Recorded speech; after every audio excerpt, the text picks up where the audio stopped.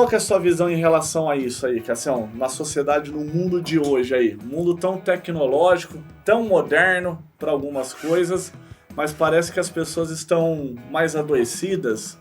A sociedade está doente, bastante doente. Interessante a gente entender que de uns anos para cá, migraram dentro desse contexto 102 transtornos emocionais. Tem noção? Quer entender? Eu mesmo tenho dificuldade de lembrar de 50 transtornos. Cada dia aparece um novo. É transtorno de tudo. Mas cada pessoa lida com a dor de uma forma. Eu acho interessante que por mais que a ciência evolua, sempre que você vai no hospital, eles podem aferir a sua pressão, medir a sua temperatura, mas quem diz o quanto de dor que está sentindo é você. De 0 a 10, quanto que você está sentindo. Então o médico nunca vai poder definir para você a sua dor. Não adianta tirar a doença do doente e manter o doente, né? As doenças hereditárias, o próprio nome diz, ela já vem no sistema celular, no DNA da pessoa. Então ela vai um dia emergir e gerar sintomas na pessoa, mas por conta de uma doença que nem ela produziu, foi produzido já pelos nossos ancestrais. Essas não tem muito o que olhar, mas 95% elas são produzidas por negligências emocionais. E aí, é que eu gostaria que as pessoas refletissem a respeito, que o emocional mal curado, o emocional negligenciado é a porta aberta para o físico. O futuro pertence à prospecção e o passado pertence à história. A vida é no agora.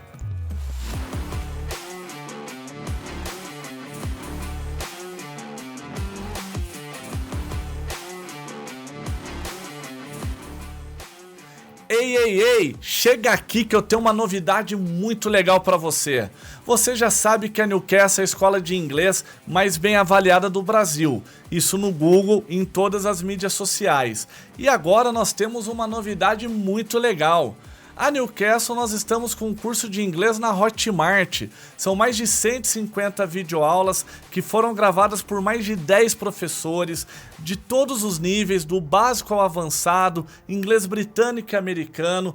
Todas as aulas com material em PDF para você baixar e acompanhar as lições, exercícios interativos e o principal, o valor, tá praticamente de graça, R$ 127, taxa única para você praticar o seu inglês todos os dias. Aponte a câmera do seu celular aqui no QR Code da tela e seja bem-vindo a Newcastle. Você não vai deixar essa oportunidade passar, né? Gratidão, galera. Valeu! Fala, pessoal. Seja muito bem-vindo ao Podcastle TV. E aí, garota Medina? Sejam bem-vindos ao nosso canal. Já curte, comenta e compartilha, porque hoje nós teremos muitos aprendizados. O bate-papo de hoje é com o nosso convidado mais do que especial, um mentor que sempre traz assuntos aqui, Medina, importantes para refletir. E o bate-papo de hoje vai ser sobre algo que é corriqueiro aí hoje na sociedade, doenças e doenças da alma. Seja muito bem-vindo, Cássio, mentor do nosso canal do Podcastle TV. Estamos aí mais uma vez, né? E aí, Cassião, beleza? Tudo jóia. E aí, como foi seu dia hoje, Cassião? Tranquilo ou... Não tranquilo. Não tranquilo? Agora que eu tô tranquilo. Agora tá mais... Agora tô tranquilo. De boa? Encontrei com você, com a Medina, Samuquinha. Tô de boa. Agora é o time aqui, hein, Cassião? Esse time é de massa, hein? Time bom, né, bom. Cassião? Diferente do nosso time. Dormindo aqui, esse povo é bom. Quando acorda é mal menos. Aí já faz muito barulho. Aí né? já faz barulho. E aí, Medina? Firme? Hoje você tá tomando chá. Tô no chazinho, tranquilinha, sossegadinha. Sossegadinha. Então vamos lá, vamos entrar aqui no tema, Cassião. Hoje vamos falar sobre as doenças aí que tem na sociedade. Eu converso e frequento em muitos eventos com empreendedores, né? E muitas coisas que eles falam aqui para nós, compartilha comigo nesses eventos, com a Medina, sobre até a própria equipe mesmo, né? A ideia não é nem falar dessa forma da visão profissional, dos bastidores de uma empresa. Mas, assim, muitos funcionários de atestado, muitos funcionários... Agora entrou a questão lá da NR1 também, que é sobre doenças emocionais, psicológicas, né? Qual que é a sua visão em relação a isso aí, Cassião? Na sociedade, no mundo de hoje aí, um mundo tão tecnológico, tão moderno para algumas coisas, mas parece que as pessoas estão mais adoecidas. A sociedade está doente. Bastante doente. É interessante a gente entender que de uns anos para cá, migraram dentro desse contexto 102 transtornos emocionais. Tem noção? Quer entender? Eu mesmo tenho dificuldade de lembrar de 50 transtornos. Cada dia aparece um novo. É transtorno de tudo, né? Mas antes a gente entrar mais profundamente nesse contexto, porque as empresas, como você mesmo falou, são pessoas. O que é uma empresa? A empresa é um monte de tijolo que depende de pessoas para manter a sobrevivência dela, sob o ponto de vista social e mercadológico, né? Então, a empresa é isso. Sem pessoas, não existe empresa. Então, nós continuamos, mesmo falando de empresa, nós continuamos falando de pessoas que estão lá dentro. E é importante entender, eu estava pensando, inclusive hoje, né, que Hipócrates, o pai da medicina, nascido 460 anos antes de Cristo e morreu 370 anos antes de Cristo. Primeiro homem da medicina, o pai da medicina. Ele já dizia assim, não adianta tirar a doença do doente e manter o doente doente. Entendi. Então, assim, e ficou nisso, mas esse olhar na visão sistêmica, o que a gente entende? O ser humano é um produtor de doenças.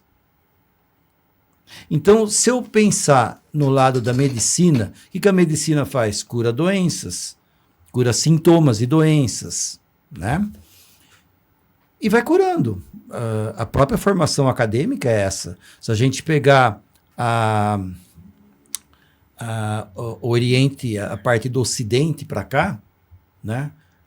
O Ocidente, toda a Europa para cá, toda a formação acadêmica da medicina está atrelado a sintomas. É impressionante, mas é. O olhar do Oriente, né? Todos os países do Oriente, é assim, você pode falar que você está sentindo, mas o profissional da medicina ou da saúde, ele já está pensando assim, onde nasceu isso? Qual é o nascedouro dessa história? Então ele nem ouve muito a dor sua, que é o que está te incomodando. Ele está pensando assim, qual é o nascedouro disso? Por quê? Porque para dor é fácil de resolver. Nós temos hoje essa facilidade de resolver. Eu estou com gripe, aí eu vou na farmácia e compro um remédio. Não existe nenhuma caixinha de remédio. Isso todos vocês que estão aqui nesse momento dando a honra de estar assistindo esse nosso bate-papo, pode observar, que às vezes você acaba no calor de emoção nem percebendo. Mas todas as caixinhas, graças à ANS, né? Nenhuma caixinha diz assim, cura a gripe. Não existe nenhuma. Você não vai encontrar nenhuma. Nem perca tempo. Mas você vai encontrar centenas escrito para os sintomas da gripe. Aí vem embaixo. Dor de cabeça, febre, dor no corpo, má disposição, blá, blá, blá, blá, blá. Então, assim, cura-se os sintomas, mas a causa faz o quê?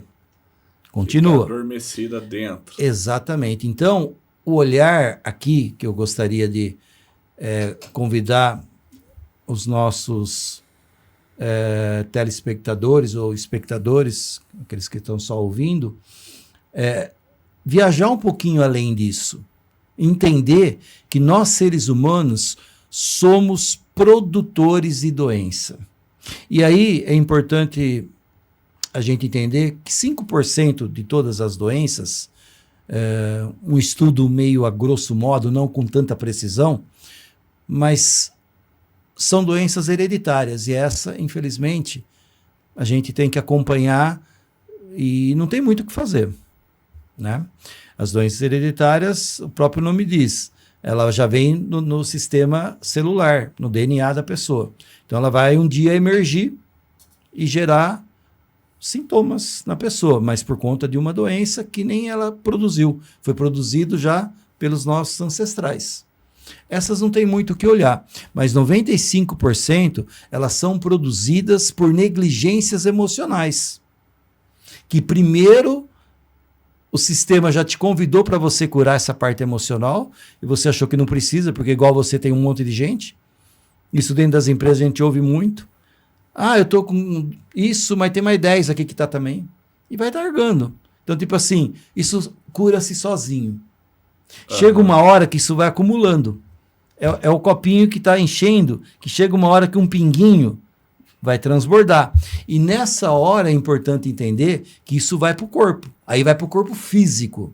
Por que vai para o corpo físico? É uma penalidade? Não. É a única forma de manter o ser humano vivo. Porque se não for para o corpo físico, porque ali ele corre, ali ele vai no médico, ali procura ajuda.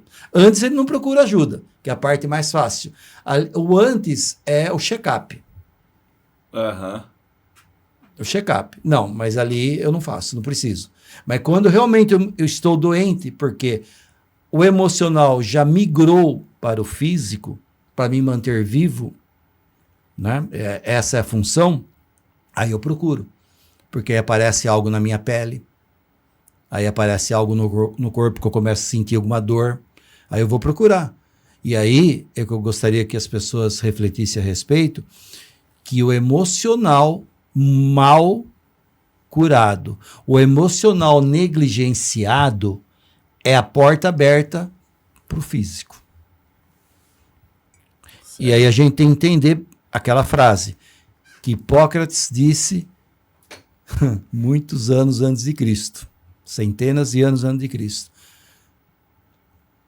O ser humano produz as doenças, mas não adianta curar a doença do ser humano e manter o ser doente. Ele vai curar aquela doença e produzir novas doenças. Melhores ou piores. Isso ninguém sabe. Mas ele vai continuar produzindo. Então o olhar não está simplesmente para os sintomas. Os sintomas é que acalma os nervos naquele momento. É a dor, né? O ser humano suporta a dor, mas sofrimento ele não aguenta muito. O sistema orgânico nosso não foi preparado para sofrer. A gente suporta a dor. Nós somos o animal que mais suporta a dor, né? A gente aguenta a dor. O animal irracional mesmo tem dificuldade. Ele não se manifesta, mas ele tem dificuldade. A gente aguenta. Mas assim, o excesso de dor entra no contexto do sofrimento.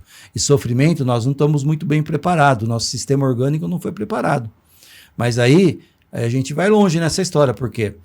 Porque se eu tenho uma capacidade implícita de negligenciar o emocional, significa que eu estou amparando o processo para que a dor física apareça daqui a uns anos. Então não vai ser agora. A conta não chega amanhã. A conta chega daqui a um tempo. Pode ser daqui a um ano, pode ser daqui 2, pode ser até daqui 10. Mas quando chega, pode chegar pesado. Nós conhecemos muitas doenças com muitas dificuldades de cura, de muito transtorno para poder ser curada, né? Foi acumulado ao longo dos anos. Ao longo dos anos, pela parte emocional negligenciada. O início é na parte emocional. Todas elas nascem no emocional, tirando aqueles 5%, que é um número até pela Organização Mundial da Saúde, que é um número que não é preciso, mas é por aí. Pode ser 4, pode ser 6, não foge muito disso não. Que vem na cadeia genética, que é a parte hereditária, né? Inclusive, hoje a medicina está tão moderna que quando um bebê nasce, eu acho que até na barriga da mãe já existe exames que consegue ver, né, se a criança vai ter a probabilidade de ter câncer ao longo Tudo. da vida, né? Existem aparelhos hoje super, hiper, mega sofisticados, já entendendo através do DNA, através das dinâmicas celulares, todo o histórico futuro do que pode acontecer. Para começar a prevenção antes. Mas... Então, mas a prevenção das doenças hereditárias. Sim. E o que nunca é planejado... Isso é produzido pelo ser humano ao longo da vida. Por mim, por você e por todos os outros aí fora. Quem tem a capacidade de expansão de consciência, que é parte do desenvolvimento do meu trabalho, tem um privilégio de lidar melhor com isso. De entender melhor isso. Mas a sociedade, de modo geral, ela espera adoecer e correr atrás para depois ver o que vai acontecer. Que é o que você falou no início a respeito das empresas. E você vê hoje como nós temos dificuldade de mensurar, né, as doenças. Existem doenças que elas existem, mas não tem nenhum aparelho que mede que a pessoa está doente. É o olhar do médico. E aí vem atestado. Eu tive um problema esse ano de burnout por excesso de trabalho, que é uma doença produzida por mim. Eu fui negligente em algum momento, né? E eu tive dificuldade de perceber. Eu percebo isso nas pessoas fácil. E isso é muito comum, porque nós temos facilidade de observar o outro, mas a gente tem mais dificuldade de observar a gente mesmo. E quando eu procurei um médico, nas primeiras letras que ele começou a falar a respeito do que eu tinha, eu falei, não precisa falar mais nada. Já descobri que eu tenho. Aí até uma empresa grande que eu estava, eu comentei com o médico da empresa, né, que eu estava com burnout. Ele falou, nossa, Cássio, mas você? Eu falei, pra você ver. Ele falou, aqui a gente dá 30 dias de atestado. Eu falei, eu não peguei nem 30 minutos, porque eu não posso parar. E fui consertando o avião em pleno voo, porque eu não tinha como parar. E fui, e consegui. É óbvio que é melhor parar. Mas quanto custa isso para uma empresa? 30 dias uma pessoa em casa. E essas doenças, elas não têm mensuração assim, igual um exame de glicose, de diabetes, que você faz lá, aparece o número, não aparece? Sim. Essas não tem. É o olhar do médico. É um olhar sem uma mensuração clara, mas ele tem que dar um diagnóstico de alguma coisa. Não, isso que você acabou de falar aqui, Cassião, é importante porque eu vejo que é o mundo real. Então, vamos desenhar aqui dois cenários que eu vejo muito acontecer. Vamos pegar ali homens e outro de mulheres. Eu vejo que muitos homens aí, muitas vezes, eles desenvolvem aí o burnout ou desenvolvem a depressão, ansiedade, crise do pânico lá, tudo mais. Ou seja, as doenças da alma, as doenças emocionais, que depois se tornam até doenças físicas também. E qual que é a realidade, assim, do mundo de hoje para quem é homem, assim... Muitas mulheres vivem dessa mesma forma, mas de modo geral, o que eu vejo, assim, muitos perfis que eu sigo? O homem, ele sente sobrecarregado, ele de sustentar a família, pagar conta, o homem não pode chorar porque senão ele é fraco, o homem não pode ter depressão porque ele é fraco. Eu vejo que na sociedade tem muito... Os homens de verdade, né? Tem muito menino que já tem idade de ser maduro, homem, mas não é. E as mulheres também, hoje eu vejo que também tem esse cenário, principalmente a mulher que é mãe solteira e o cara fez o filho e abandonou e ela tem que trabalhar, tem que cuidar do filho, ou que está distante da família, que não tem apoio, não sei o quê, que o cara só trabalha, ela também vive uma vida sozinha. Então eu vejo que assim, muitos homens e muitas mulheres que se tornam adultos, eles vivem... Sem perceber, eles entram na bolha da pressão da vida. O que é a pressão da vida? Pô, tem um aluguel, tem conta, água, luz, mercado, não sei o que. A vida custa dinheiro, não tem como fugir dessa realidade. E a grande maioria tá na luta. Principalmente quem veio de baixo e que não mora com o pai, não mora com a mãe, não tem ninguém ali que banca. São pessoas que muitas vezes trabalham em 2 empregos, 3 empregos, ou tem uma empresa ali que trabalha 10, 12, 14 horas por dia dentro daquela empresa. Eu vejo que é a realidade do Brasil. E aí desenvolve essas doenças, esses estresses, essa fadiga mental, emocional, mas são negligentes, falando que a realidade, pô, não pode parar, entendeu? Porque se parar, cai tudo. Mas aí continua falei brincando, mas você é um cara que cuida, trabalha muito com a mente, com o comportamento. Você é um mentor aqui de todos. Mas muitas pessoas não têm esse conhecimento que você tem, da expansão da consciência. E aí é aquelas coisas lá, pô, para eu pagar, se a gente fosse falar de finanças aqui, pô, peguei um empréstimo para pagar uma dívida, mês que vem eu tenho a parcela dessa dívida e a parcela do empréstimo.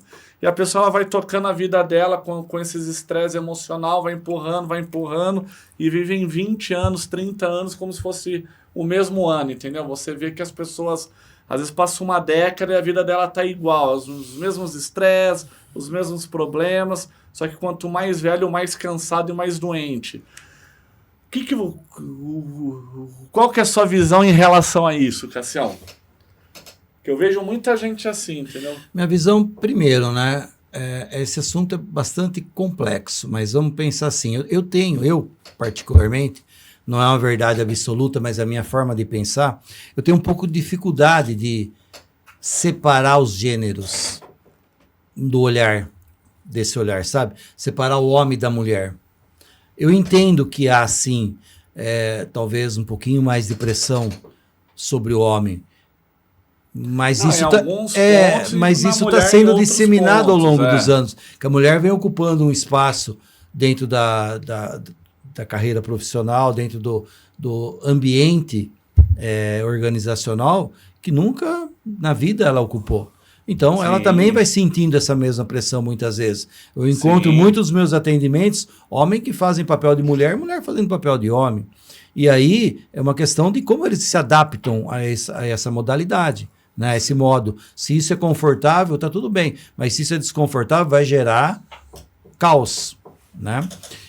Agora, por outro lado, eu penso que há uma construção de um mau hábito das pessoas, e aqui é bom a gente entender assim, que há um abismo entre a ação e a retórica.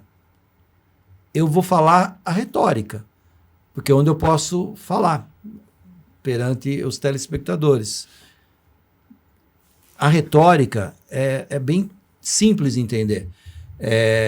O ser humano vai criando hábitos.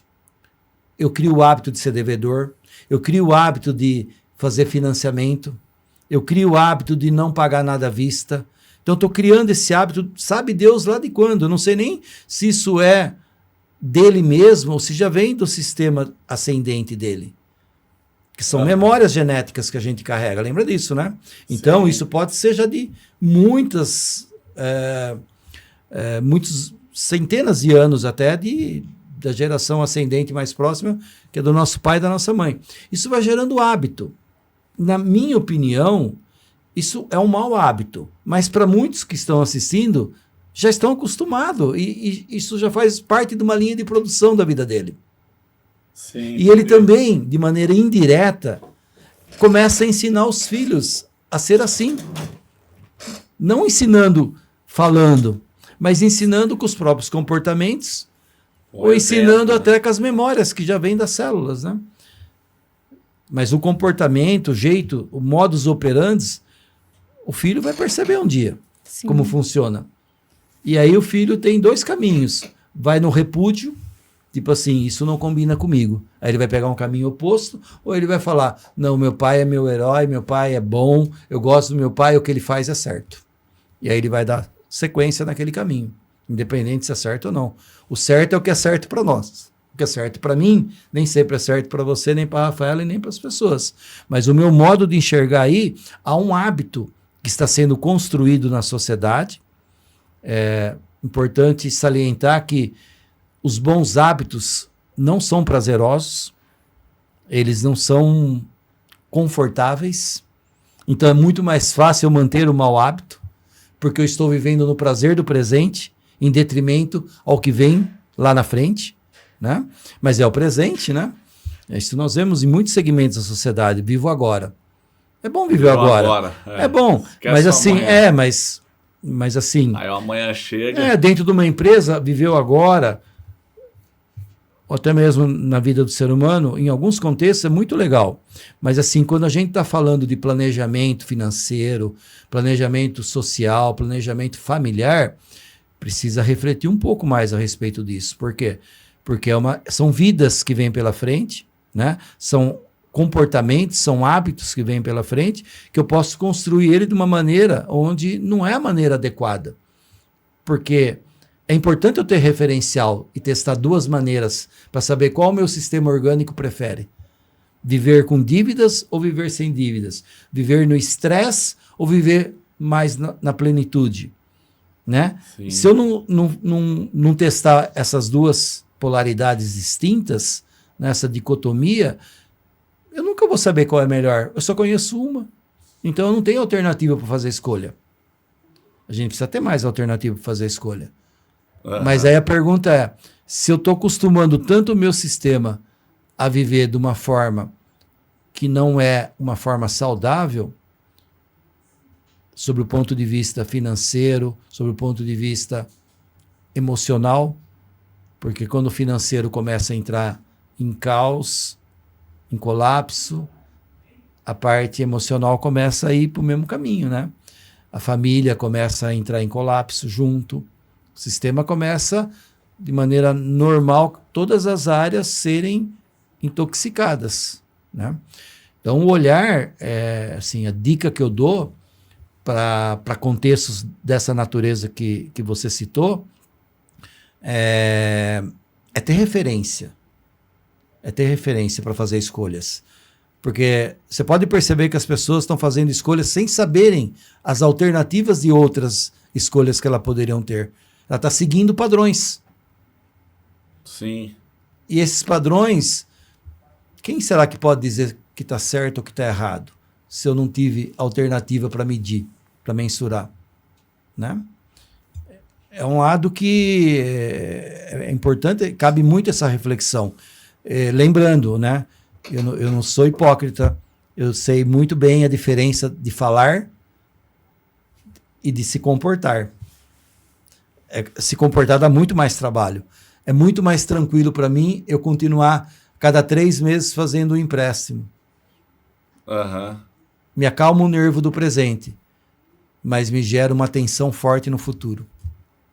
Sim. Eu usei esse exemplo aí porque esses dias eu estava vendo uma reportagem que falou que abril foi um mês difícil aí no Brasil, onde caiu lá as produções de quase tudo e que... vou falar besteira se eu falar percentual, mas era mais da metade da população estava com restrições, não sei o quê, entendeu? Então, assim... E aí... Eu vejo assim, em muitos ambientes as pessoas o tempo todo aflitas. E quando você vai ver, a maioria das vezes é por ou questão financeira, que daí afeta o emocional, porque afeta o desempenho dela, que muitas vezes a pessoa fica transtornada dentro de um ambiente corporativo, que, cara, demissão, você tem que fazer até o desligamento para o próprio bem da pessoa, porque ela está destruindo o ambiente inteiro.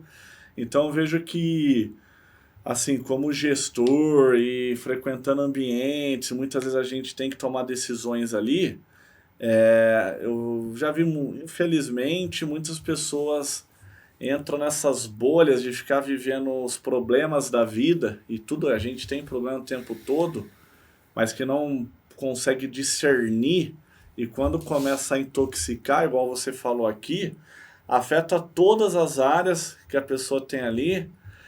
E aí o resultado é o maior desastre possível, entendeu? Não dá para separar os problemas sistêmicos das áreas da vida dos problemas emocionais. Quando aparece um, o outro já vem junto. Pega automaticamente. Pega em horas, em minutos talvez. É óbvio.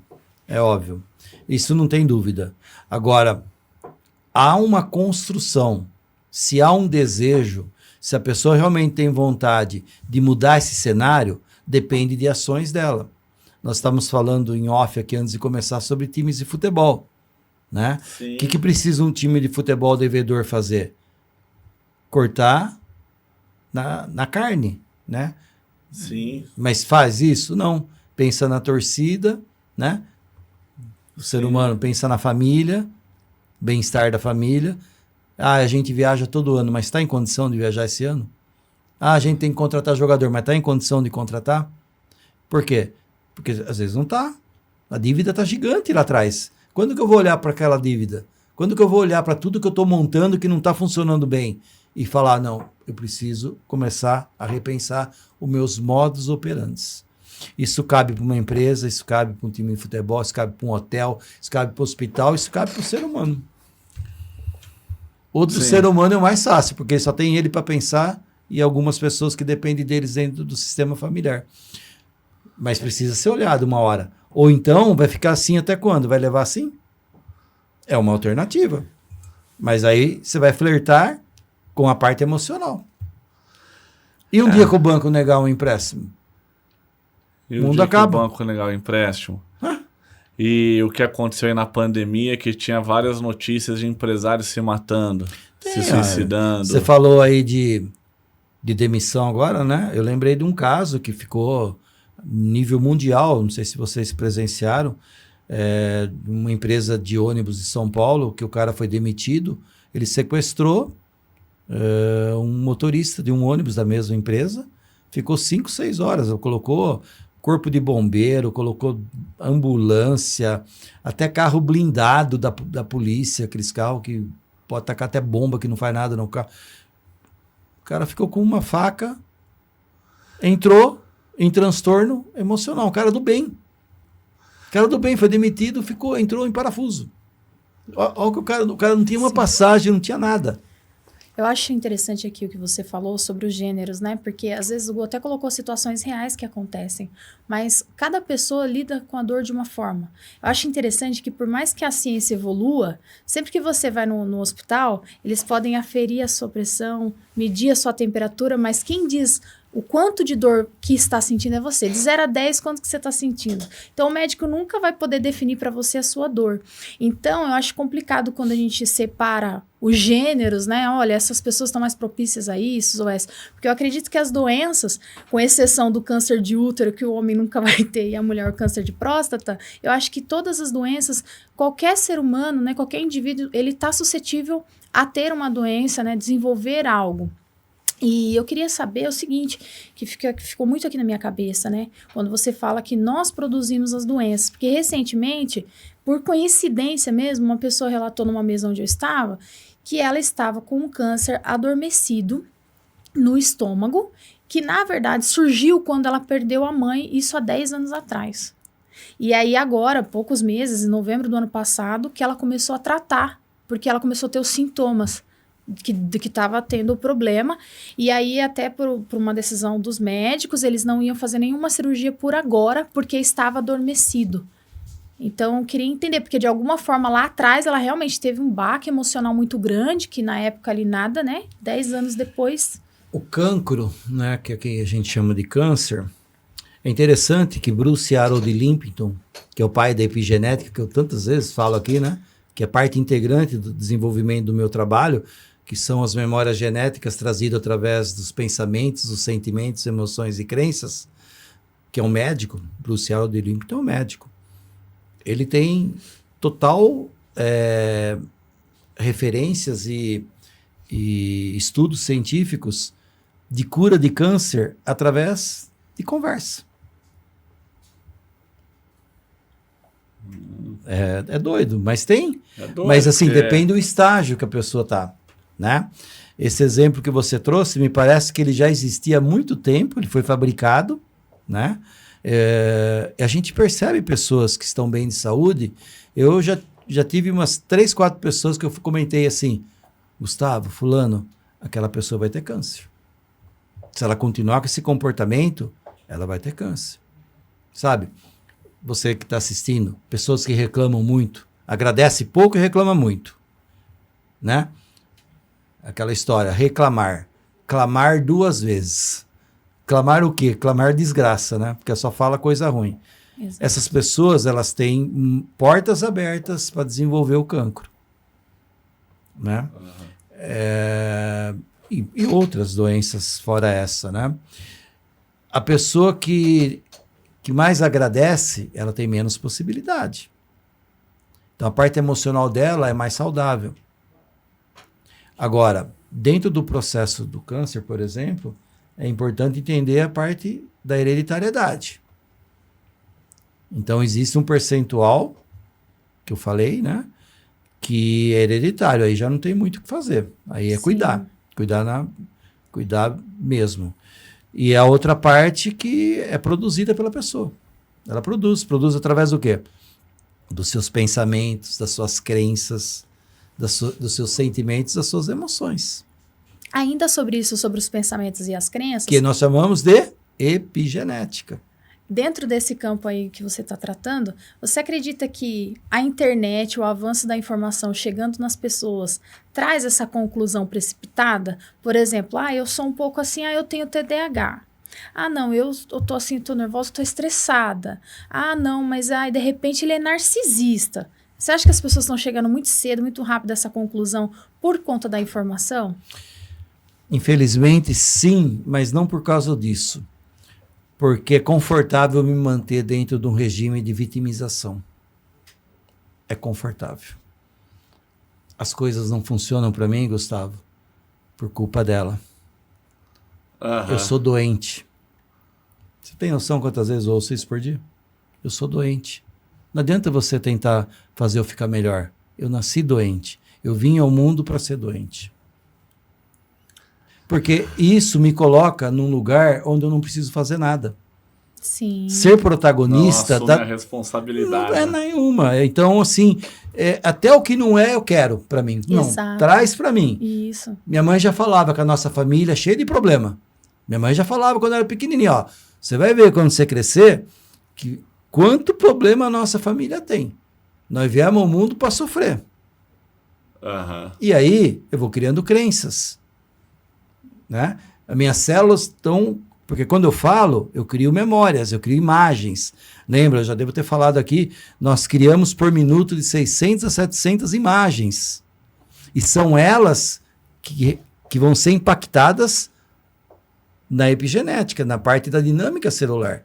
São nessas imagens que as células confiam, sejam verdade ou não. Né? E aí eu começo a criar um modelo de vitimização. E para sair desse modelo, olha, não é simples. Porque esse modelo gera um prazer no presente, onde eu não preciso fazer nada. Eu vim ao mundo para sofrer. Então eu não preciso fazer nada. É só sofrer que está tudo certo. Mas isso é uma crença, não é uma verdade. Alguém desse sistema, um dia, precisa transformar a maldição em bênção. Senão, todo o sistema dele, daqui para 10, 20, 30, 100, 200 anos, continua com essa história. Isso não é uma verdade. É uma verdade dele, que esse comportamento pode... É a tal da lei de Murphy, né? O que eu penso se torna verdade. Mas se torna... O que nasceu primeiro é a verdade ou o que você pensa? Então precisa entender um pouco melhor isso. Porque para ser vítima, não precisa de esforço. É o prazer do presente. Você fala, Cássio, mas que prazer vítima tem? Para a pessoa tem. Para a gente, talvez, é difícil da gente viajar nessa ideia, se há prazer em ser vítima. É que para a pessoa, ela não tem que fazer nada.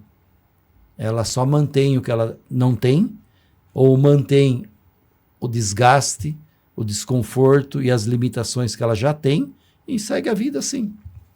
Não tem esforço nenhum para ser feito. Eu já tive essa ideia de ser devedor e convivi bem com ela. Vivi muito bem. Já tive dinheiro para comprar um carro, mas preferi financiar, com aquela ideia assim, puxa, eu preciso ter uma dívida para poder trabalhar e pagar. Eu pensei assim, mas um dia eu mudei meu pensamento. Eu falei, não, eu não quero mais. Eu não ando com cartão de crédito. Eu tenho cartão de crédito. Não sei nem onde está, falar a verdade. Eu preciso até procurar, porque é capaz de ter perdido até. Tá em algum lugar. Mas eu não ando com cartão de crédito. Eu compro tudo, pago na hora. Mas isso não aconteceu assim, com uma mágica. Isso é um processo onde, primeiro, eu tenho consciência de um modelo, conheço um outro modelo que eu não sei lidar com ele e vou construindo essa transição daquele que eu não quero mais para esse que eu quero e que se não se conquista isso em um mês, em um ano. Isso é uma construção. E depois que você chega nesse outro modelo, que é mais saudável, você não quer mais voltar para aquele modelo. Sim. O problema é aquele que não sai daquele modelo e não quer nem conhecer o outro, né? Porque esse só tem uma alternativa. É como você ter só uma camisa para usar durante o dia. Você não precisa ficar pensando qual você vai pegar. Sim. Aquela que combina, que orna mais com uma, combina com outra. Não, só tem uma. Aquelas camisas de empresa, né? Só tem uma. Pegou, pois. Resolvido. Está resolvido. Então, o olhar também requer uma consciência mais expandida, né? Porque senão eu vou ficar sempre naquele modelo. E aquele modelo gera prazer no agora, mas tensão no dia de amanhã. Porque a pessoa não dorme, porque ela sabe que ela tem uma dívida, tem um empréstimo do empréstimo do empréstimo do empréstimo. Pô, como que a cabeça? Um cara desse não pode ter a cabeça tão gelada. Em algum momento isso vai ter um impacto. Aí começa a aparecer as insônias, né? Porque a insônia é produzida por quem? Pelo insone. Insone. Quem é o insone? O ser humano. O nome insônia nasce de insone. Insone é o produtor da insônia. Quem é o produtor da insônia? O ser humano, nós. Sim. Por causa do quê? Por causa de um monte de coisa. Sim. Né? Uma delas, a parte emocional. Você descreveu 2 exemplos aqui, Cassião, que é muito real. Eu vou falar que é podcast mesmo, mas assim... Podcast raiz. Podcast ou raiz, aqui não tem firula não. Mas assim, até, a Medina sabe dessa história, jamais vou expor qualquer pessoa. Mas recentemente eu fiz um desligamento aí de uma pessoa que trabalhava com a gente em uma de nossas unidades. E, cara, 20 e tantos anos aí e só fazia merda, desculpa o palavreado, na função ali. E tudo era porque ela tinha doença, tinha um problema. Tudo, porque eu tenho problema, tenho déficit de atenção, tenho isso, tenho aquilo. Eu falei, não dá, porque de fato, assim, esse problema aí, de fato, tá prejudicando as pessoas que trabalham no mesmo setor que você, entendeu? E prejudicou mesmo, assim, E aí a gente percebe que isso cria um caos, porque assim, a partir do momento, é aquilo que você falou aqui no início, uma empresa é concreto, parede e tal, mas o que faz esse concreto ter vida? Pessoas.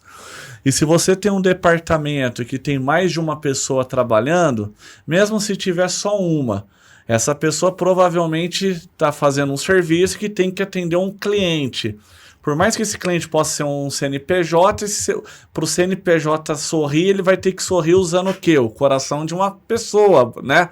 Então, assim, no final, sempre é tudo pessoas. E quando você tem alguém no seu time que se coloca como vítima de tudo, isso na vida pessoal também. Naturalmente, se você como líder não toma uma atitude, você gera um ambiente de insatisfação, porque, tem 3 ali que tá se doando, aquele ali só tá fazendo, só tá tendo atitude que tá prejudicando os outros 3, né? Na primeira vez você reverte esses 3, na segunda vez também, na terceira vez também, chega uma hora que para você manter esse, você vai perder quem produz de verdade. Isso é a vida, né? Não é sem romantismo, é um mundo real. É um olhar sistêmico. É um olhar sistêmico. E todas as vezes que eu ia falar, sempre era alegando um vitimismo, algum problema. Ela era líder? Não era líder. E se fosse? Se fosse, pior ainda. Não, já tive líder. Aí o bicho pega. Eu já peguei muitos casos, igual essas histórias que você está contando, mas que a pessoa é líder. Que as pessoas estão olhando para ela e ela é vítima. Como que um departamento vai evoluir assim? Não, Exatamente. Então vamos lá. Já tive liderança assim que eu falei, cara, você está matando o seu departamento. Exatamente. Você está matando o departamento. Direto ou indiretamente. Lógico. E quando acontece esse desligamento, até nos drena também, porque antes de acontecer, eu sou o cara que não é que eu tive 5 conversas, eu tive 50 Eu vi que a pessoa de fato não ia evoluir, sempre se vitimizando, sempre se colocando como o coitado de alguma situação, porque, pô, hoje tá calor, hoje tá frio. Uma chatice do caramba de conviver com gente assim, porque em empresa a gente tem que performar. É ser humano, tem que ter pausa, tem que ter um momento de descansar, mas assim, é um grupo de pessoas, né? E sabe o que mais me assusta, assim? É quando são, pô, velhos que são assim, entendeu? Que uma coisa, velhos que eu falo, eu sou velho, tá? 40 a mais ser assim. Porque uma coisa é eu ver um molequinho de 15 anos que tá saindo pro mundo agora e tá, pô, se colocar... Eu acho que isso faz parte da formação do ser humano, né? Onde que a gente adquire muita maturidade da vida? Onde que nós vamos tratar as nossas deficiências? Através das nossas ações erradas, né? Pô, falei nisso? Aonde eu devo melhorar? Pelo menos eu sempre busquei fazer esse questionamento comigo mesmo, né? Pô, tratar as deficiências que eu tenho. E quero morrer dessa forma, sempre buscando me desenvolver. Mas quando eu vejo, assim, cara de 40, 50, 60... que, pô, é para ser uma referência, é uma pessoa que percorreu a estrada da vida. É uma pessoa que teve que lidar com frustrações, mas que também teve momentos de alegria na vida, porque a vida não é só frustração, como também não é só alegria, você vai passar por dias turbulentos, isso faz parte, mas são pessoas que, ainda assim, com toda essa bagagem de vida, que eu com 40 não tenho a bagagem de vida que eu tinha com 20 anos. Ela ainda assim se coloca como vítima, sabe? Coitadinho de situações e... Então, aí a gente tem que entender que essa pessoa que está numa idade como essa que você traz como referência, provavelmente essa pessoa escolheu uma estrada sem luz. Tenebrosa. Ela escolheu andar... Todo mundo já andou numa estrada sem luz. Você não sabe 5 passos para frente que você vai encontrar. Se a estrada acabou, se tem um abismo, o que vai acontecer? Aí é que eu falo que lá atrás a gente precisa fazer boas escolhas, né? E mesmo lá atrás não tendo feito boas escolhas, obviamente com 60 anos, 70, a gente perde energia vital. O que é energia vital? Disposição, iniciativa, motivação e realização. Então, assim, você tem mais chance. Isso é muito bem mensurado até pela Organização Mundial da Saúde. Você tem mais energia com 20 ou com 70? Sim. Exato. Se você com 20 não tem energia, você até quando? Exato. Sim, sim. Não é? Então, obviamente, nós não podemos ignorar que a pessoa com 60, né? Você vê, eu mesmo tenho 62. Eu até acho que eu faço um pouco mais do que eu devia. Porque a minha história de coisas que eu realizei, de trabalhar sábado, domingo sem parar, Natal, Réveillon trabalhando e todo mundo comemorando, são muitas. Então, eu já fiz. Enquanto eu tiver força, energia vital, vou continuar fazendo. Posso fazer um pouco menos, mas eu vou continuar fazendo. Mas assim, você pegar uma pessoa que percorreu toda essa estrada e viveu a estrada inteira sem um farolete na mão, sem uma velinha de 7 dias, ela não vai ter história boa para contar. Porque existe caminho de luz, existe caminho das trevas. Trevas que eu falo não é no sentido de desgraça, mas de pegar uma estrada sem luz. É um risco muito grande, né? Você imagina a pessoa com 20 anos de idade, quanta coisa ela tem para fazer aí, né? Eu lembro quando eu tinha 20 anos, a minha história podia ser muito diferente da minha história. Eu tinha tudo para escrever uma história baseado nos princípios que eu conhecia até meus 20 anos, que não eram bons, não eram bons. Mas eu mudei, eu quis construir algo diferente. Eu quis mostrar para mim, eu relatava isso para meu pai, eu quero mostrar para mim mesmo quem eu sou. Eu não sei quem eu sou, eu preciso mostrar se eu sou realmente esse que vem do histórico familiar ou se eu sou um outro que a própria família desconhece. Eu também desconheço. Sim. Eu não sei quem eu sou. E aí a gente tem que buscar um outro caminho, um caminho que apareça alguma luzinha no meio do caminho, porque não dá para correr sempre no mesmo caminho, percorrer no caminho da sombra, né? Cássio, uma coisa aqui que o Gu falou, até de uma forma até um pouco frustrada, né, com os relacionamentos que a gente teve internos aqui, essa explicação que ele deu dessa pessoa que sempre mas falava, é bem comum, era né? uma pessoa jovem. Eu acredito que até por isso que está tendo esse novo projeto de lei, né, que vai ter que ter o atendimento psicológico dentro das empresas. Eu acho que é por conta dessa saturação mesmo, porque as pessoas elas já não entregam os resultados mais e tudo tem um porquê, uma doença por trás, né? Elas criam, né, traz esse relato que está passando por uma dificuldade e a empresa acaba tendo que tá sempre negociando, né, com o colaborador. Mas você acredita que a psicologia pode ajudar na expansão da mente nessa situação? Vai ser benéfico para as empresas? Qual a sua visão a respeito disso? Eu preciso ter um pouco de cautela para falar sobre isso. Porque eu tenho muitos psicólogos, eu tenho muitos alunos psicólogos, tenho muitos clientes psicólogos. O que eu posso dizer de uma forma elegante? Elegante, hein, Cássio? Vamos pensar assim.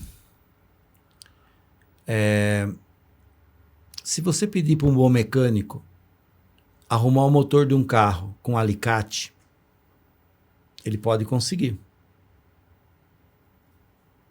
Não vou dizer que ele não consegue. Mas quanto tempo será que isso demora? Tudo depende de atualização. O ser humano de 50 anos atrás é igual ao ser humano de hoje? Não. É diferente.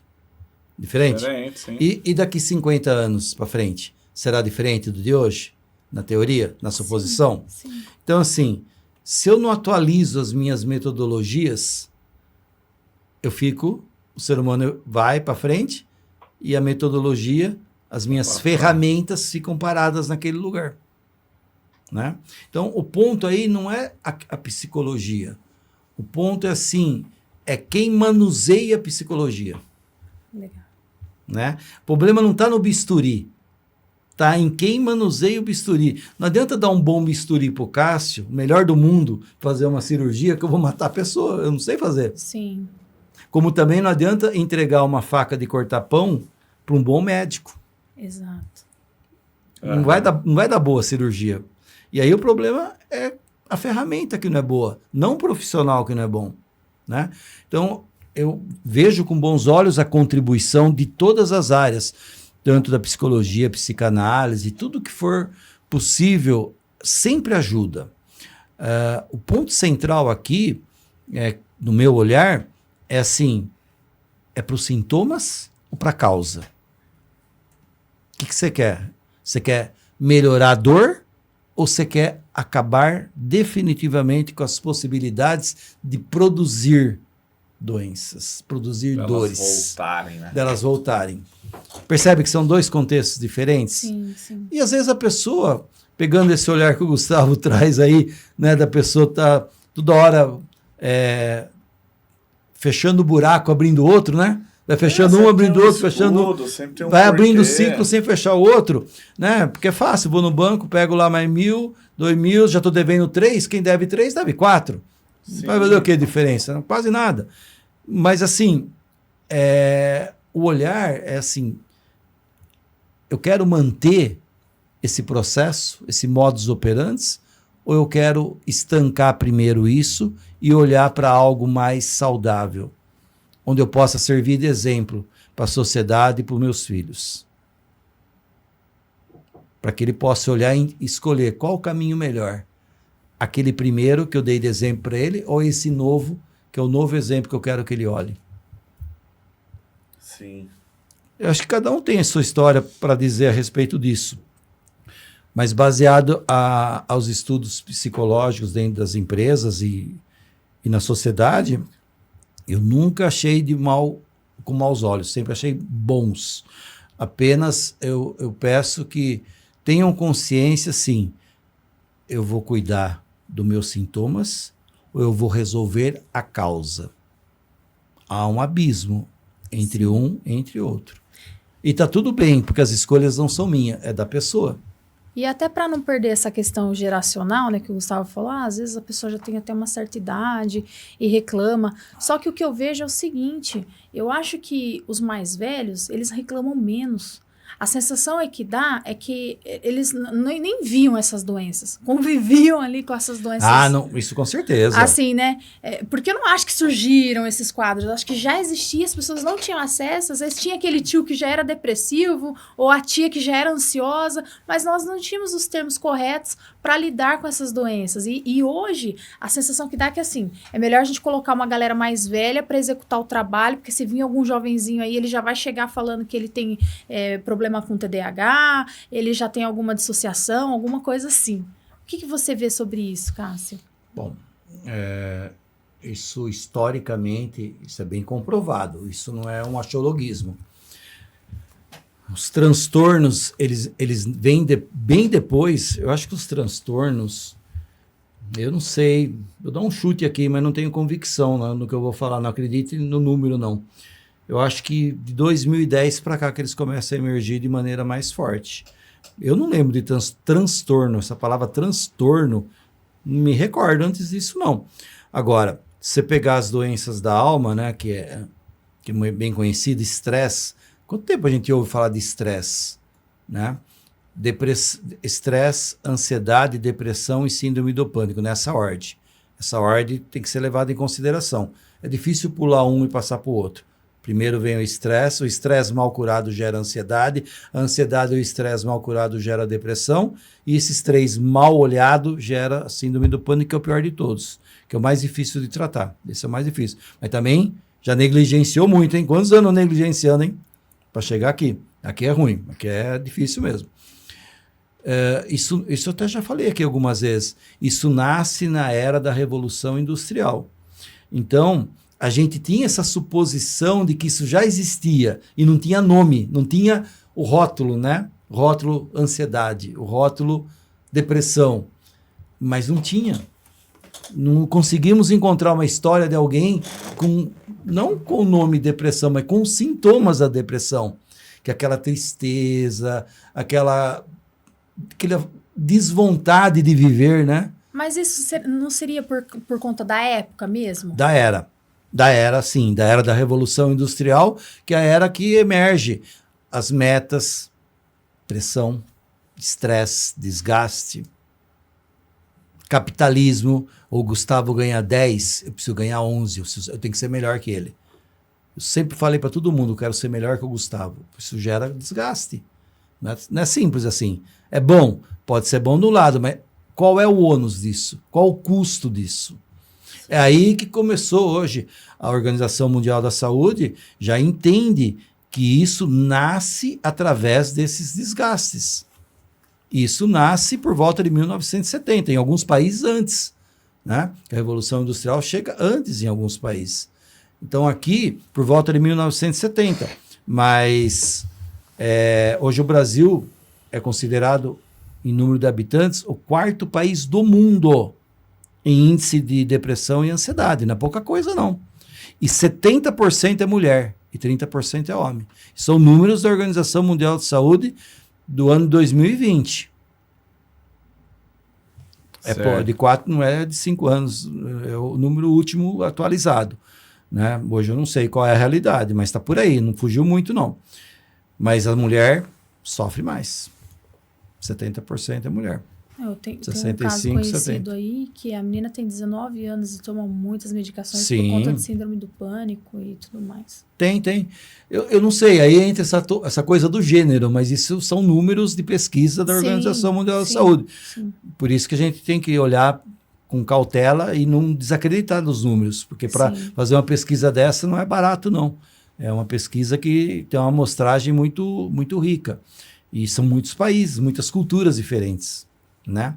Então, essa situação das doenças da alma, que obviamente é uma grande produtora de doenças físicas, entre elas o próprio câncer, mas são muitas outras, né? Muitas nascem da doença da alma. Doenças da alma mal curada, doença da alma negligenciada, ela vai produzir algum efeito físico. Senão você morre. Você morre sem saber o que você teve.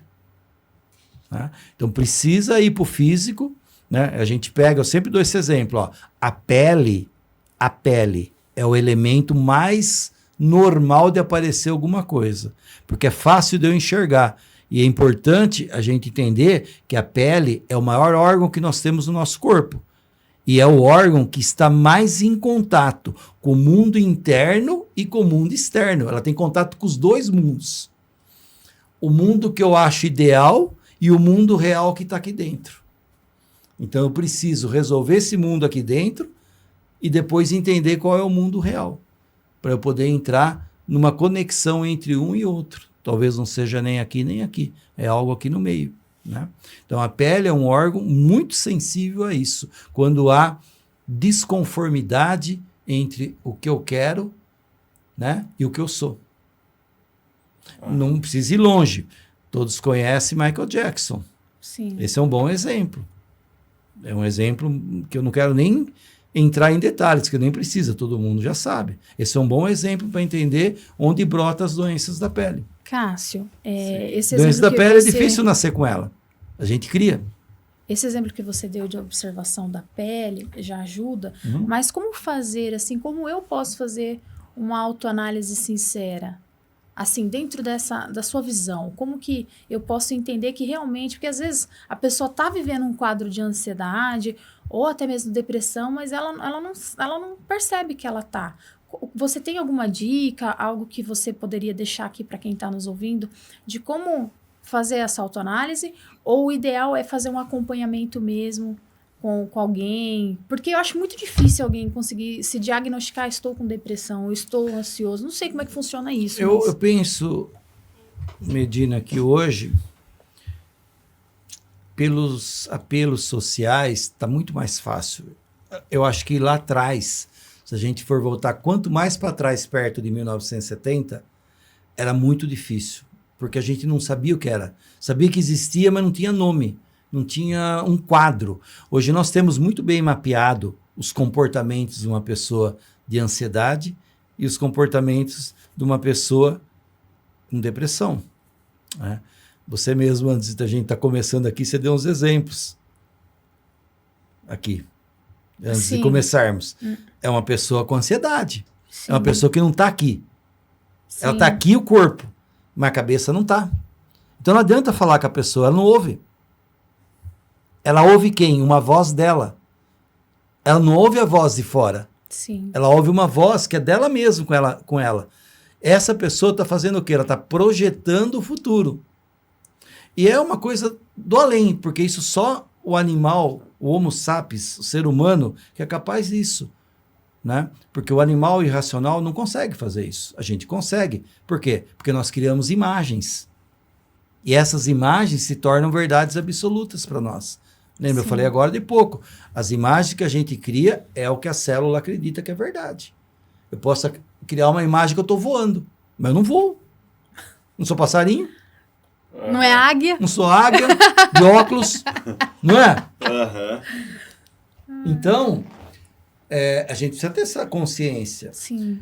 Hoje, para responder sua pergunta, tá muito fácil até a gente observar no outro a pessoa que está com tristeza, que está abatida, que não tem vontade de levantar, que levanta muitas vezes assim, porque precisa, mas ela internamente não tem disposição, ela não tem iniciativa para isso. Isso é um quadro já que demonstra um processo final de ansiedade e uma porta aberta já para uma depressão, né? Eu, há pouco tempo, tive um caso na minha família, minha própria mãe, que eu nunca imaginava. Minha mãe sempre é uma pessoa ativa. Você nunca acredita assim, na minha família não vai ter ninguém. Esse é um caso assim, que você pode acreditar, na sua família vai ter alguém. Aliás, já deve ter. Já deve ter, né? E passa como assim, todo mundo tem, isso é normal, essa doença é normal, faz parte, um dia passa. Olha, eu vou falar para você, não é fácil de passar. Eu convivo isso nos atendimentos o dia inteiro, convivi de perto com a minha própria mãezinha, né? Então, não é tão simples. É inacreditável o que você vê, sabe? Então, a gente precisa tomar muito cuidado. No primeiro sintomas que aparece, já começar a olhar para isso. Não acreditar, Isso pode ser você com você mesmo ou o seu olhar para outra pessoa que está próxima de você. Pode ser seu funcionário, pode ser seu filho, pode ser seu marido, pode ser sua mãe, pode ser seu pai. A gente tem uma calibração de como é minha mãe, como é sua mãe, Sim. como é seu pai. Nós sabemos. Se você encontrar ele com um comportamento diferente, com a fisiologia diferente, já chama atenção, não chama? Sim. Mesmo você perguntando, mãe, tá tudo bem? Tá sim, filha, tá tudo bem. Mas você sabe que não tá. Sim. Mulher ainda, que é mãe, tem uma calibração danada, porque ela calibrou o filho a vida inteira. Então ela já tem isso impregnado dentro dela. O homem já não tem tão bem quanto a mulher. A mulher tem mais, porque ela tem a calibração com o filho, que ela carregou o filho na barriga. Por quanto tempo? Não é o homem que carrega, é a mulher. Sim. Né? Então, ela tem essa calibração forte. É difícil você enganar, porque ela olha já, não para a parte verbal, mas para a parte não verbal. Ah, ele falou que está bem, mas eu já sei que ele não está. Tudo bem, você pode até fazer de conta que você acreditou, ou não, ou ficar atenta. Então, a dica que eu dou na sua pergunta, Medina, é assim, ficar muito atento aos primeiros sinais. Os primeiros sinais é a porta se abrindo e a gente não sabe se abre uma porta ou uma porteira. Ou uma janelinha. A gente não sabe. Mas é o primeiro sinal. Esse primeiro sinal não para aí. Então, assim, não negligenciar esse primeiro sinal. Ele nasce já no estresse, ele nasce no cansaço, às vezes na exaustão. Toda exaustão pode ser... A exaustão é um desequilíbrio. Então, eu estou acabando de falar que eu fui desequilibrado, porque eu tive exaustão, chamado burnout, né? Então, fui desequilibrado. Eu não sou desequilibrado, mas fui. Diferente quem é e quem foi, eu fui. Sim. Já voltei a me reequilibrar, mas em algum momento eu me perdi. E me reequilibrei novamente. Mas a exaustão é o estresse. Significa o quê? Que houve um desequilíbrio. Eu não mensurei corretamente até onde eu podia ir. E fui além. Vai pagar. Ah, mas eu ganhei 10 vezes mais, Cássio. Vai gastar 10 vezes mais. A conta chega. A conta chega. É aquela história, né? Todos nós vamos carregar uma carga, é certo. Você vai ter que lidar Sim. com o peso da sua vida. Por isso que a expansão da consciência é legal. Essa pergunta está diretamente ligada a essa expansão, né? Eu olhar e falar, puxa, eu não estou normal. Mas sabe, bem no começo, Que é muito difícil para a própria pessoa fazer isso. Pois é, lembra que eu falei? Por isso que também saber ouvir, né? Alguém que está do lado, né? Mas você viu que eu falei? Eu faço o diagnóstico rápido com a pessoa. Eu não fiz em mim. Olha. Lembra que eu falei isso? Sim, não? Por quê? Porque é fácil olhar. Por isso que eu falei agora para vocês, né? Olha para o outro. E o outro olha para outra. E assim vai indo. Porque a gente tem essa capacidade, mas ela é mais difícil, demora um pouquinho mais para a gente perceber na gente mesmo. Mas a gente tem uma boa facilidade para perceber no outro. Sim. Você quer um exemplo legal que aconteceu esses dias? A minha mãe está super bem. Nossa, melhor do que ela estava antes. Melhor, muito melhor.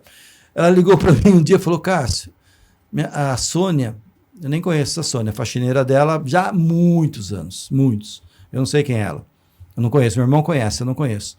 Mas é uma pessoa que parece ser muito boa, minha mãe adora ela. Ela ligou para mim e falou, Cássio, você acredita? Eu tô achando que a Sônia tá com depressão. Ela que tinha acabado de sair da depressão. Ficou até internada. Na UTI. Eu falei, mãe, como isso? Ah, eu lembro como eu tava e tô começando a perceber que ela tá igualzinho eu tava. Referência. Sim. Ainda ela até brincou comigo. Nossa, ela tinha um apetite bom, fazia bastante comida, que ela comia bastante, agora eu já não sei mais se ela vai... Falei, pergunta para ela, né? Não pergunta se ela tá com depressão, mas pergunta assim, se você tá com apetite, quando você quer comer, ou sei lá, inventa alguma coisa, né? Sim. Eu nem conheço ela, não posso nem falar. Mas você vê como uma pessoa que ela tem a referência já, mas teve a referência na dor e não no amor. No amor seria quando você tem o primeiro sinal, ou em você mesmo, ou no outro, e já começa a ficar atenta.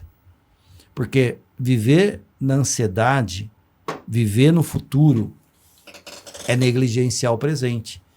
E só o ser humano, projetor de imagens, tem essa capacidade de criar ansiedade. Só ele tem. É uma mentira emocional que se torna uma verdade de um sintomas físico. Porque é mentira essas imagens. Eu não voo, não sou passarinho. Aham. A não ser que seja voo de galinha. Vou dar um pulinho. Pulinho, né? Saltinho. Mas você percebe? É isso. A ansiedade é trazer o futuro para agora.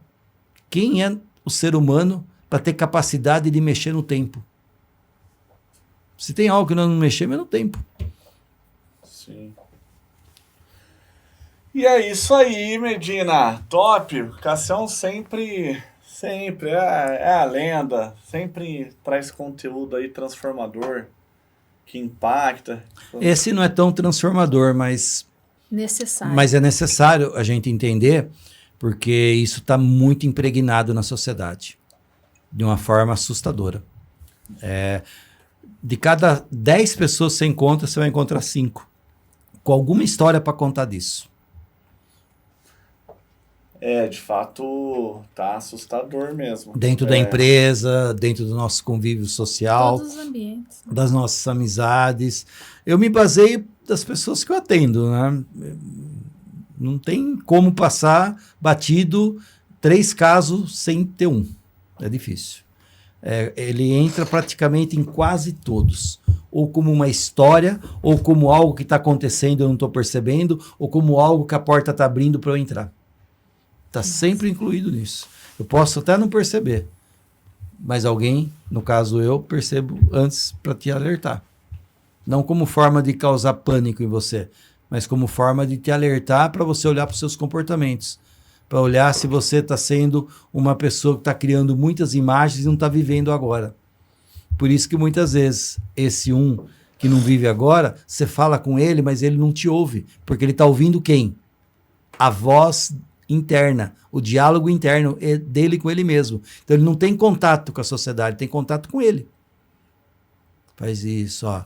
Você viu? Vai acontecer isso, então é bom você pegar, aumentar a empresa, diminuir a empresa, e mas são projeções que a gente vai criando na nossa mente.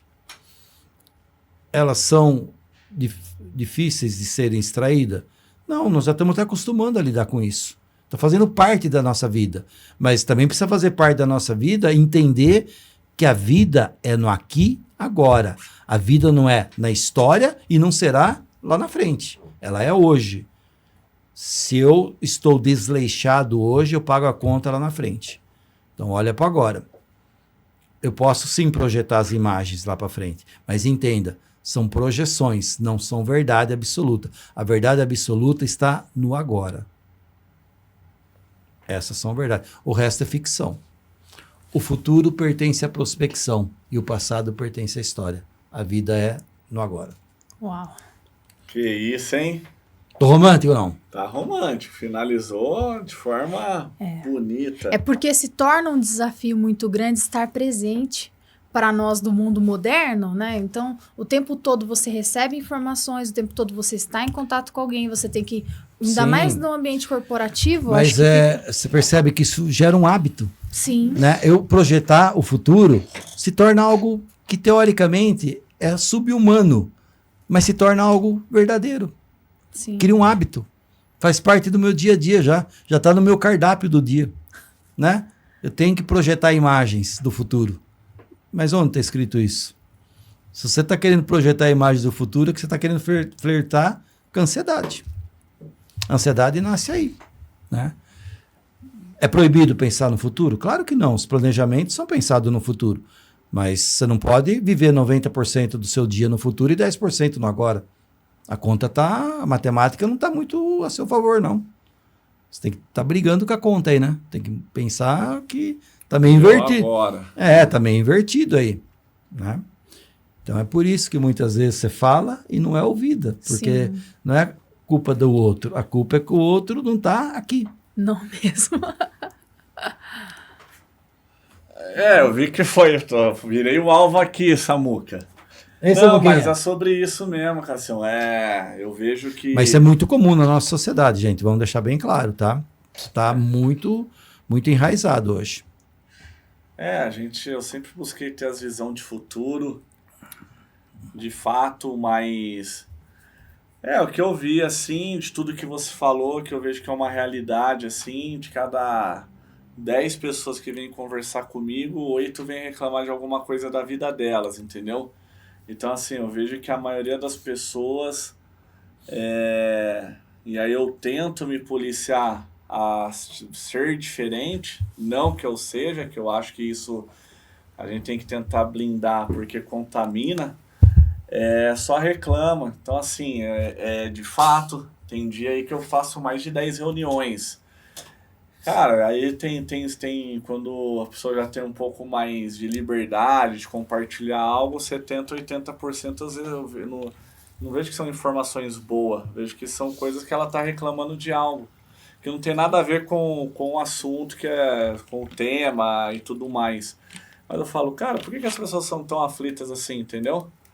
Eu via muita Medina falar lá, quando a gente ia na igreja lá, um abismo puxa o outro e tal. E eu percebi, cara, tem amigos aí que eu encontro, cara, a cada 3, 4 meses, a gente senta pra tomar um café, pô, toda vez o cara reclama. Eu nem gosto mais, eu já desmarquei uns 3 cafés já. A religião traz uma boa consciência para isso. Traz, cara. Me ajudou muito, assim, de verdade.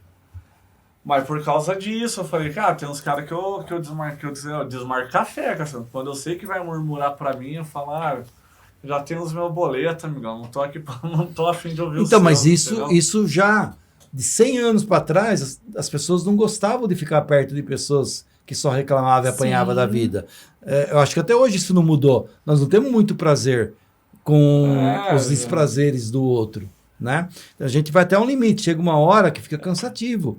Né? Uma vez beleza, 2, pô, a gente é amigo tem que estar pra essas coisas, mas pô, na 20ª vez, sai daqui. Por isso que tem aquela frase, né, que diz, né? Eu acho que eu tô muito seco com a vida, acho que eu perdi mas é um fato, agradecer mais e reclamar menos. Agora, na retórica, isso é uma maravilha, mas na prática, será que eu consigo? Eu já habituei meu sistema a ser reclamador. A viver da reclamação. Mente, né? Exatamente. Criar hábitos saudáveis, criar um modelo, né? Todo mundo falando para mim que eu só tô reclamando. Eu não tô nem percebendo, mas tá todo mundo falando. Opa, então fica esperto. Lembra do processo da aprendizagem que nós já falamos aqui? Você tá na 3ª fase. Tá na hora de se policiar. Cuidado com seus vocabulários, cuidado com seus comportamentos. Pensa muito bem o que você vai falar. Porque tem pessoas que já estão observando. É mais fácil observar no outro do que em mim mesmo. Lembra disso? Sim. Acabamos de falar agora. Então, acredite sim, valide essa ideia de que estão dando um feedback para você. Porque é um feedback que vem atrás de uma mensagem que diz assim, não te aguento mais. Meu limite chegou no limite. Sim, sim. Acho que é importante. Eu acho que todos nós estamos aqui para nos desenvolver. Sim. Agradecer, a graça de ser. A graça de ser. Reclamar. Que isso, você clamar duas vezes. Clamar 2 vezes. Refazer. Fazer 2 vezes. Reclamar. Clamar 2 vezes. O que é clamar? Clamar coisas ruins. Então, 2 vezes. Está duplicando. A graça de ser. Mais gratidão. Amor no coração. Mais agradecer pelo pouco do que reclamar pelo nada. E esse virou o corte. Esse. Mas, como a gente sempre faz aqui, Cassião, vai virar mais um corte dentro de vários. De você deixar aquela sua mensagem. Já deixou tantas aqui hoje, que eu acho que é muito importante, é um assunto real, um assunto que eu escuto em todos os ambientes que eu vou, de pessoas com um problema tal, e você vai ver que são feridas abertas que não foram tratadas e a consequência é tudo que você trouxe aqui para nós hoje. Mas qual que é a sua mensagem aqui, Cassião? Aquele zoom, e depois a mulher mais linda desse planeta vai dar um sorriso colgate. Mas hoje ela tá diferente. Ela tá diferente? Tá. Ela veio para dar o equilíbrio entre você e ela. A bela e a fera, entendeu? É a princesa e o xereque. Não, mas eu cheguei, eu olhei para ela e falei o quê? Para você hoje. Você tá diferente. Que eu tô diferente, Falou. Assim que ele chegou. É a franja. brincadeira, é que a Medina gente. nunca é igual. A Medina é uma pessoa que eu convivo com ela todos os dias. Ela sempre tá diferente. Mas, ó, Ontem me deu uma mensagem. Deu? Ela é extraordinária. Você precisa começar a ouvir ela, então. Precisa colocar em prática. Ela já tá dando umas mensagens. Dá uns beliscãozinhos de vez em quando. As mensagens têm que ser absorvidas, né? Exatamente. Então, essas horas a gente dá uma mudança de clima, né? Um relaxamento, né? Porque o assunto é muito sério, é muito mais sério do que a gente imagina. Sim. Só sabe quem já conviveu na pele mesmo, né? Ou de ter visto algum ente querido, um parceiro querido, um familiar querido. Então, esses sabem. Mas a mensagem que eu passo para vocês é: não negligencie o que você está vendo. Isso não é uma miragem, isso não é uma suposição, isso é um fato. Então não negligencie o fato. Às vezes é uma pessoa clamando por ajuda sem fazer nenhum clamor. Muitas vezes a gente precisa entender que a pessoa quer ajuda, mas ela muitas vezes não tem capacidade nem de pedir ajuda. Mas entenda, se você está do lado dessa pessoa, é que de alguma forma você está conectado com ela. Então, assuma a responsabilidade de contribuição. É mais difícil alguém apontar para uma limitação nossa do que a gente entender o que está acontecendo aqui dentro. O que acontece aqui dentro é tudo muito complexo, muito difícil. É difícil de entender. São muitos estudos e muitos ainda nem conclusivos para a gente entender. O mundo externo é mais fácil. Então, é nosso papel dentro de uma sociedade contribuir para que a pessoa pelo menos possa olhar para isso e dali em diante tomar a decisão que ela quiser. Ou eu sigo na vitimização, ou eu respeito, fecho o meu ciclo e entro para o protagonismo. Isso, top demais. Galera, curte, comenta, compartilha, manda para alguém que você sabe que está precisando. Como o Cássio falou aqui diversas vezes, é muito mais fácil a gente olhar para o outro do que às vezes nos identificarmos com alguma dor, alguma doença, principalmente na alma. Então, peça para alguém que você conhece. Gustavo, vou fazer esse desafio com você, para você olhar para mim e você me diagnosticar se eu tiver alguma coisa, mas não agora. Mas não agora. No off, nos bastidores. No off. Porque quem sabe você vai ver algo em mim que eu não posso ver sozinha. Eu preciso da ajuda, eu preciso de um espelho. Que você seja um espelho do bem para alguém. Ajude alguém hoje, compartilhando o podcast, porque pode ajudar uma vida que você não imagina. E é isso aí, galera. Até a próxima. Valeu! Fala pessoal, aqui é o Gustavo Martinez e eu tô gravando esse vídeo porque eu tenho uma mensagem muito especial para você. É sobre o meu livro Princípios Poderosos para Recomeçar. Nesse livro eu compartilho muitos princípios e estratégias de pessoas que passaram pelo deserto, pelo fundo do poço, mas nesse cenário adverso construíram a sua melhor versão, os seus maiores resultados. Esse livro ele conta com o prefácio do Oscar Schmidt, é um livro com foco em autoajuda, desenvolvimento pessoal, traz uma mensagem bíblica, traz mensagem de esperança e tá estourado em venda. Eu tenho certeza que se você se permitir aplicar esses princípios na sua vida, você vai transformar seus pensamentos, suas atitudes e como consequência seus resultados. Você encontra esse livro no link abaixo e nas principais livrarias do nosso país. Grande abraço, recomeçar, fundo do poço não é o seu lugar. Valeu!